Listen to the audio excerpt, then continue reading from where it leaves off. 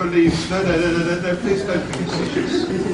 I mean, you speak lots of bad words sometimes, especially on the national media, but don't treat me like an idiot.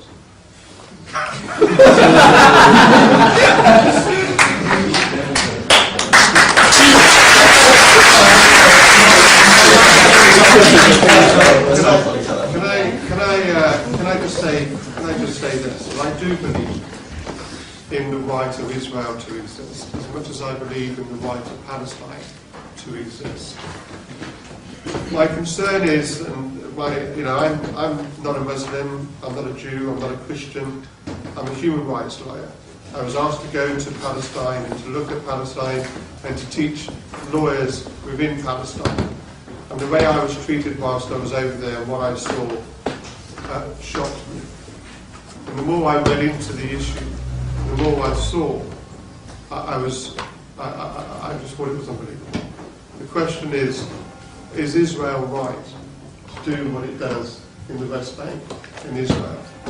Well, we've touched upon Operation Castle Aid. Simply, there cannot be no explanation for that, but we have to put it into context. Again, it's important to put it into context. There was an election going on at the time for the Israeli Prime Minister. It was a general election. It was an election campaign where there was necessary and it needed to be seen to be tough. So Tzipi Livni, who was then running to be selected to be the Prime Minister, and her party, albeit that waters had been going from Gaza into some parts of Israel for many months preceding that, picked upon in the middle of an election campaign to launch a massive military attack with one of the strongest armies in the world, funded to the point of 3.5 billion in arms by the United States against the people of Gaza, killing over 1,000 people, destroying hospitals and schools and houses and infrastructure. When did it end? When did it finish? The day before President Obama was inaugurated. It was a political action. The lives of 1,000 people were destroyed to ensure, to hope to try to bolster an election campaign for a weak leader. Let's put it into context. Let's put it into history. Don't take it as an isolated fact. In West Bank, people are kidnapped, people are taken on a daily basis almost sometimes, put into courts, and I've been in those courts. They're not allowed to have representation by Palestinian lawyers because Palestinian lawyers don't have rights of audience. They're tried in front of military tribunals. Children who have chucked stones, children are put in prisons for months, sometimes years.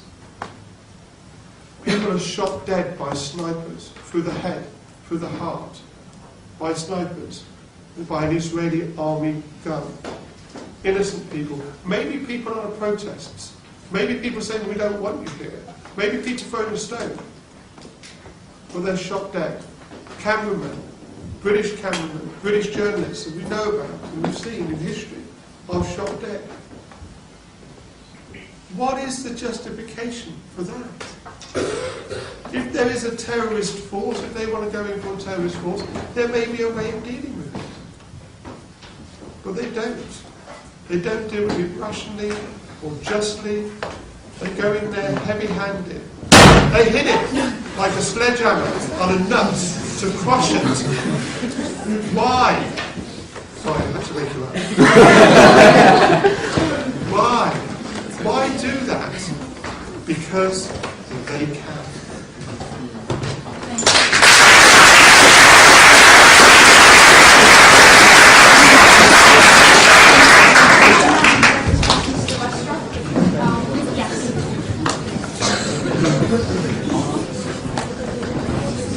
Okay, so from the description we just had, I believe we're all of the assumption now that Israeli soldiers set out each day for no reason to shoot journalists and small children in the head. This is, as I mentioned earlier, an irrational observation, and I admire human rights lawyers. I admire the profession. I sort of do worry that there's a sort of disinfected reality. I point to the Gaza war in a particular example of this. The idea that this somehow was a political stunt. Now, I was in Sderot 2 years ago, just visiting, and the rockets were coming over, 2, 3 a day. Every school, every house, every kindergarten, they have the world's first completely missile-proof kindergarten is protected. Hamas fire at the beginning of school, at the end of school, to try and hit as many children as possible. They also fire from the schools themselves, from orphanages, from mosques, designed to inflict the maximum amount of civilian casualties.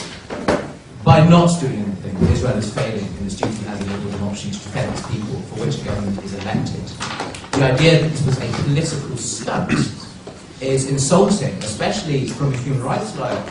It's insulting because we elect a government to protect us, to defend our human rights, and to say it is not justified to defend the Jewish, the Arab, the black, the Ethiopian, the citizens of Sderot, who suffer every day, is an appalling thing to say. Now, if you draw a moral equivalence between that and military action to defend your people, then this is the irrational demonisation I was talking about, and not legitimate criticism.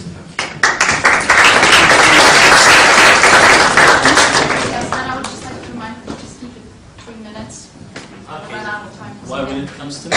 Okay, anyways, I have some charters and some information for Mr. Murray and Mr. Sam. It's from the IDF website and also from the Israel Foreign Affairs Ministry, because I've been hearing them crying about these so-called Palestinian rockets, but they forgot to say how many Israelis were killed by these rockets, and they forgot to give us some description about these rockets. And they failed also to give us some numbers about how many Palestinians were killed in retaliation or for these rockets when they were fired. It's less than 30 Israelis who were killed from 2005 to 2011 to this moment, according to the Israelis. And how many Palestinians were killed in return? Thousands of Palestinians were killed in return. But no one hears about that. All of us hear what Mr. Mark Regev and Ofer gentlemen are saying, and similarly we're having two nice gentlemen today are taking the same stance and are saying that these rockets and these rockets, although these rockets are useless, and I myself criticize these rockets, and it's only nothing for us Palestinians. It's only bringing some more points to Israelis to maneuver when they see these rockets. It's nothing for us Palestinians. As for Gaza, I don't want to speak for you in terms of emotions or feeling, but I'd like to speak some facts, some reasons. Goldstone report, John DeGott, United Nations resolutions, David Cameron, all you can imagine. Whom shall I count and whom shall I count? Desmond Tutu, Nelson Mandela, and all those big names. Everyone said Gaza siege should be lifted. And everyone said Gaza siege is immoral. And quickly now we will hear Mr. Murray saying, oh, Gaza is a paradise, as he said in BBC.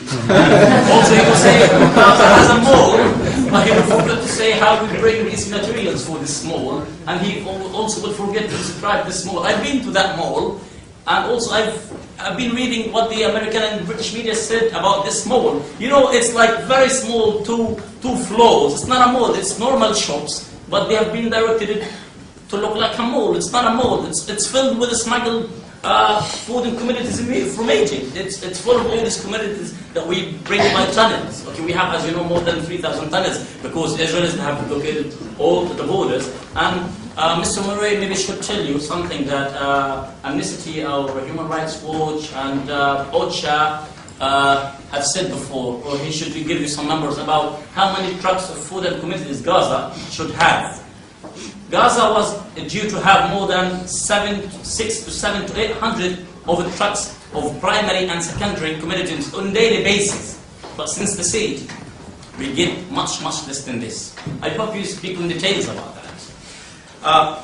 Regarding what is happening in the West Bank as part of this question, I just invite every one of you to go into the West Bank and you will experienced this suffering. When you go from one checkpoint to another checkpoints, more than 400 to 600 checkpoints, fixed checkpoints, and literal checkpoints. And we hear the Israelis that said, as part of the peace process, they've removed something. They removed something, and then the other day they would find the Israeli soldiers coming with their patrols taking another checkpoint. Indeed, what is happening in the West Bank and the Gaza Strip is showing how Israel is a country above law. This country is not abiding by any international law. This country has refused for long years, has refused the UN Security Council resolutions, and it has refused also the General Assembly and its resolutions that have firmed on the UN Security resolutions on many issues. I don't want to be limited, but the Israelis have refused all these resolutions. I don't want to speak more about this. Maybe we'll jump into other points later on. Thanks.